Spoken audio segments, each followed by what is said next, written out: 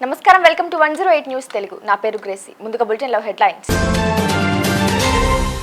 ఆంధ్రప్రదేశ్ కు మొదలైన విరాళాలు చంద్రబాబుకు 5 కోట్ల రూపాయల చెక్ అందజేత అన్నా క్యాంటీన్లకు యువతి 1 లక్ష రూపాయలు రామమందిరం ప్రతిష్టాపన ప్రధాన అర్చకుడు లక్ష్మీకాంత దీక్షిత్ స్వర్గస్థులయ్యారు ఉత్తరాంధ్ర ఉద్యమానికి అయ్యన్న ఊపిరిగా నిలిచారన్న సత్యకుమార్ యాదవ్ సభాపతి ఎంపికకు నామినేట్ చేసే అవకాశం దక్కడం తన అదృష్టమని వ్యాఖ్య తెలంగాణ అధికారులు చంద్రబాబుతో పోటీ పడాల్సిందే సీఎం రేవంత్ రెడ్డి సంచలన వ్యాఖ్యలు హరీష్ రావు కేసీఆర్ ఎవరు వచ్చినా బీజేపీలోకి స్వాగతిస్తా MP Raghunandan Rao hot comments ఆంధ్రప్రదేశ్లో కొత్త ప్రభుత్వం కొలువుదీరింది ముఖ్యమంత్రి నారా చంద్రబాబు నాయుడు మంత్రులు పాలనలో బిజీగా అయ్యారు ఈ క్రమంలో రాష్ట్రానికి విరాళాలు కూడా అందుతున్నాయి తాజాగా కనెక్ట్ టు ఆంధ్రాకు దేవి సీ ఫుడ్ సంస్థ భారీ విరాళాన్ని అందజేసింది కార్పొరేట్ సోషల్ రెస్పాన్సిబిలిటీ నిమిత్తం 5 కోట్ల రూపాయల విరాళాన్ని అందించింది 5 కోట్ల రూపాయల విరాళానికి సంబంధించిన చెక్కును సంస్థ మేనేజింగ్ డైరెక్టర్ పోట్రు బ్రహ్మానందం శుక్రవారం సచివాలయంలో ముఖ్యమంత్రి చంద్రబాబును కలిసి అందజేశారు గుంటూరుకు చెందిన మర్రిపూడి సుష్మా అనే యువతి తన వంతుగా అన్నా క్యాంటీన్ల నిర్వహణ కోసం విరాళం అందించారు అయోధ్య రామ మందిరం విగ్రహ ప్రతిష్టాపనలో ప్రధాన అర్చకుడిగా వ్యవహరించిన పండిత్ లక్ష్మీకాంత దీక్షిత్ శనివారం మరణించారు గత కొన్ని రోజులుగా అనారోగ్యంతో బాధపడుతున్న ఆయన మంగళగిరి మొహల్లాలోని తన నివాసంలో శనివారం ఉదయం 7 గంటలకు తుది శ్వాస విడిచినట్లు కుటుంబ సభ్యులు ఒక ప్రకటన విడుదల చేశారు రామ మందిరం విగ్రహ ప్రతిష్టాపనలో 121 మంది వేద బ్రాహ్మణులకు ఆయన నాయకత్వం వహించారు ఆయన నేతృత్వంలో పూజలన్నీ పూర్తయ్యాయి కుమారుడు ఇతర కుటుంబ సభ్యులు కూడా పూజలో పాల్గొన్నారు ఇది కాకుండా డిసెంబర్ 2021లో కాశీ విశ్వనాథ్ ధామ్ ప్రారంభోత్సవం పూజలో కూడా ఆయన పాల్గొన్నారు సుదీర్ఘ రాజకీయ అనుభవంతో ఉత్తరాంధ్ర ప్రజల ఉద్యమ ఆకాంక్షలకు ఊపిరిగా నిలిచిన పెద్దలు చింతకాయల అయ్యన్న పాత్రుడు నేడు స్పీకర్ పదవిని అలంకరించడం సంతోషంగా ఉందంటూ ఏపీ మంత్రి సత్యకుమార్ యాదవ్ పేర్కొన్నారు తొలిసారి సభకు ఎన్నికైన తనలాంటి వారికి అయ్యన్న పాత్రుడు మార్గదర్శకం చేయాలని కోరారు సభాపతిగా ఆయన పేరును నామినేట్ చేసే అవకాశం కలగడం తన అదృష్టమని చెప్పారు మొదటిసారి సభలో అడుగుపెట్టిన తనకు ప్రసంగించే అవకాశం కల్పించినందుకు ధన్యవాదాలు తెలుపుకుంటానని చెప్పారు ఉద్యమ స్ఫూర్తికి ఊపిరిగా నిలిచిన పెద్దలు శ్రీ చింతకాయల అయ్యన్న పాత్రుడు గారు ఇవాళ ఆంధ్రప్రదేశ్ శాసనసభకి సభాపతిగా ఎన్నికైన సందర్భంగా శుభాకాంక్షలు తెలియజేస్తున్నాను అయితే ఈ గౌరవ స్థానానికి సభాపతిగా నామినేషన్ సమర్పించే అవకాశం నాకు కలిగినందుకు నా అదృష్టంగా కూడా భావిస్తున్నాను మరీ ముఖ్యంగా ఆంధ్రప్రదేశ్ శాసనసభలో మొదటిసారి శాసనసభ్యుడిగా ఎదిగిన సందర్భంగా మొదటిసారి మాట్లాడే అవకాశం కలిగించినందుకు కూడా శాసనసభాపతి గారికి ధన్యవాదాలు తెలియజేస్తున్నాను సుదీర్ఘ రాజకీయ జీవితానికి ఆ క్రమంలో అనేక ప్రజల పక్షాన అనేక అన్యాయాల్ని అక్రమాల్ని ప్రశ్నిస్తూ మరీ ముఖ్యంగా గత 5 సంవత్సరాలు ఒక అరాచక పాలనకు మారుపేరుగా నిలిచిన ప్రభుత్వం చేసిన దాడులని దౌర్జన్యాల్ని ఎదుర్కొంటూ ఆ ప్రతికూలతను కూడా ఎదుర్కొంటూ ప్రజల పక్షాన నిలిచి ప్రజల గొంతుకై ఉత్తరాంధ్ర సమస్యలను ఆంధ్రప్రదేశ్లో ఎలుగెత్తించాల్సిన మీకు ధన్యవాదాలు తెలియజేస్తున్నా రాష్ట్ర ప్రజల తరపున దశాబ్దాలుగా ప్రజల వాణిని మీదైన బాణిలో ఇప్పుడే గౌరవ ఉప ముఖ్యమంత్రి గారు చెప్పారు మీదైన బాణిలో వినిపించారు మీరు ఇవాళ రాజ్యాంగబద్ధ పదవిలో ఉండడం అటువంటి రాజకీయ వాతావరణానికి దూరంగా ఉండాల్సి రావడం వ్యక్తిగతంగా కాస్త లోటుగా కూడా నేను భావిస్తున్నాను ఒకసారి ఎంపీగా 4 సార్లు రాష్ట్ర మంత్రిగా 7 సార్లు శాసనసభ్యులుగా ఇంతటి సుదీర్ఘ రాజకీయ జీవితం బహుశా చాలా తక్కువగా ఉంటారు అయితే ఈ అనుభవం సభను చాలా హుందాతనంగా నడిపించడానికి ఉపయోగపడుతుందని నేను భావిస్తున్నాను ఇక్కడ నాలాంటి చాలామంది మొదటిసారి శాసనసభకు వచ్చిన వాళ్ళు ఉన్నారు.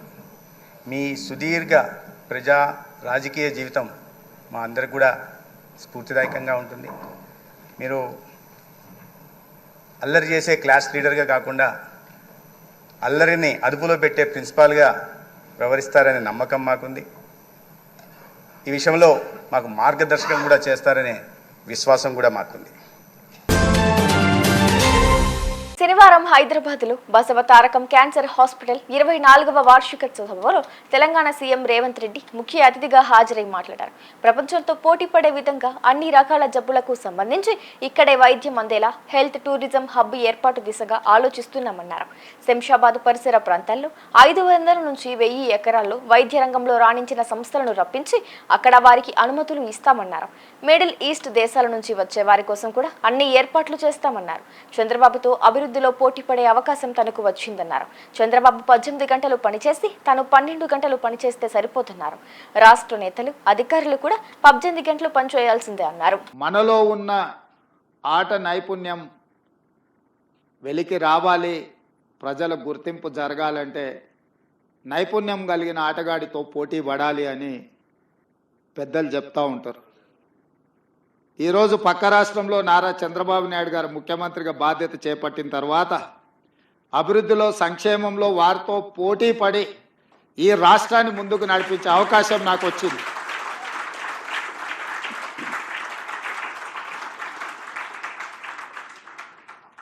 గతంలో 12 గంటలు పనిచేస్తే సరిపోతుంది, అంతకు మించి అవసరం లేదు అనుకునేవాడిని.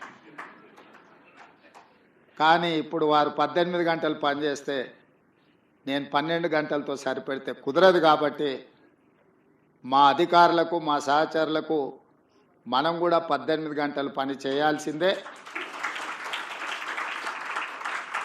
అభివృద్ధి విషయంలో సంక్షేమం విషయంలో పోటీపడి ఈ 2 తెలుగు రాష్ట్రాలు ప్రపంచానికే ఒక రోల్ మోడల్గా నిలబడాలి అని నేను భావిస్తున్నాను. ఆ దిశగా మా ఆలోచన, మా విధానాలు, మా నిర్ణయం ఉంటుంది. అందులో భాగంగానే తెలంగాణ రాష్ట్రంలో చాలా హాస్పిటల్స్, అంటే ఇది Hyderabad is the hub for hospitals, కానీ నా ఆలోచన హెల్త్ టూరిజం హబ్ని ఒకటి క్రియేట్ చేయాలని మా ప్రభుత్వం ఆలోచన చేస్తుంది. ప్రపంచంతోనే పోటీ పడే విధంగా ప్రపంచంలో ఉండే అన్ని జబ్బులకు సంబంధించి ఇక్కడనే వైద్యం అందే విధంగా ఒక హెల్త్ టూరిజం హబ్ని డిజైన్ చేయాలని ప్రాథమికంగా మేము ఒక అంచనాకు వచ్చినాం. శంషాబాద్ ఇంటర్నేషనల్ ఎయిర్పోర్ట్ చుట్టుముట్టూత స్థలాన్ని సేకరించి ఒక 500 నుంచి 1000 ఎకరాలలో ప్రపంచంలో ఉండే రాణించిన ఈ రంగంలో పేరుగాంచిన సంస్థలను అన్నిటిని కూడా రప్పించి అక్కడ వాళ్ళకు అనుమతులు ఇచ్చి ప్రపంచ దేశాలలో నుంచి ఎవరైనా హైదరాబాద్కి వెళితే ఎలాంటి జబ్బుకైనా వైద్యం అందుతుంది అనే విధంగా తీర్చిదిద్దాలన్న ఆలోచన మా ప్రభుత్వం చేస్తున్నది. ప్రధానంగా హెల్త్ ఆర్గనైజేషన్స్లో పనిచేసే డాక్టర్లే కానీ నిపుణులకు తెలుసు, ఈరోజు మన దేశంలో అత్యధికంగా మిడిల్ ఈస్ట్ కంట్రీస్ నుంచి చాలామంది పేషెంట్స్ ఇక్కడికి వచ్చి వైద్యం చేయించుకొని వెళ్తున్నారు. వాళ్ళకి రావడానికి పోవడానికి అవసరమైన విమాన సౌకర్యాలే కాదు, విమానాశ్రయంలో దిగిన తర్వాత కూడా వాళ్ళకి ఎలాంటి ఇబ్బంది జరగకుండా ఒక గ్రీన్ ఛానల్ ఏర్పాటు చేసి మిడిల్ ఈస్ట్ కంట్రీస్ నుంచి ప్రధానంగా ఇక్కడ వైద్యం కోసం వచ్చే వాళ్ళకందరికీ కూడా ఒక అద్భుతమైన సౌకర్యాలు ఏర్పాటు చేయాలన్న ఆలోచన మా ప్రభుత్వానికి ఉన్నది. తప్పకుండా ప్రణాళికతో ముందుకు వస్తాము.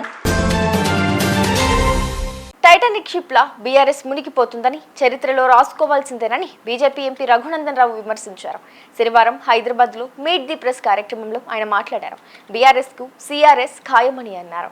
ఈ సందర్భంగా బీఆర్ఎస్ అగ్రనేతలు హరీష్ రావు, కేసీఆర్ బీజేపీలోకి ఎవరు వచ్చినా స్వాగతిస్తామని సెటైర్లు వేశారు. ములుగు మండలం క్షీరసాగర్ గ్రామంలో 80 మంది దళితుల భూములు అక్రమంగా వెంకట్రామరెడ్డి లాక్కున్నారన్నారు. క్షీరసాగర్ నుంచే పని మొదలు పెడతా, దళితుల భూములు వారికి అప్పగించేందుకు కృషి చేస్తానని హామీ ఇచ్చారు. చూసారుగా, ఇవి ఇవాల్టి బులెటిన్ అప్డేట్స్. మరో బులెటిన్తో మళ్ళీ మీ ముందుకు వస్తాను. అంతవరకు కీప్ వాచింగ్ 108 న్యూస్ తెలుగు.